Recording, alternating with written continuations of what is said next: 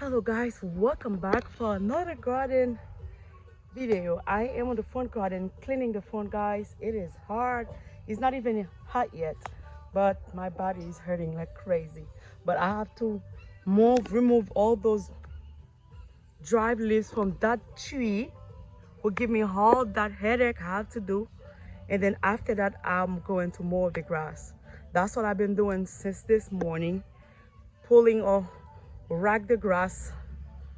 Oh my god. And I've been putting some on the backyard. I got two pots over here. What I use them and put them in the garden to make sure the pot's not drying. It is hard work, but spring going to be beautiful over here. If you like cute things, you have to put work to it. That's what I was doing today. Thank you guys for watching.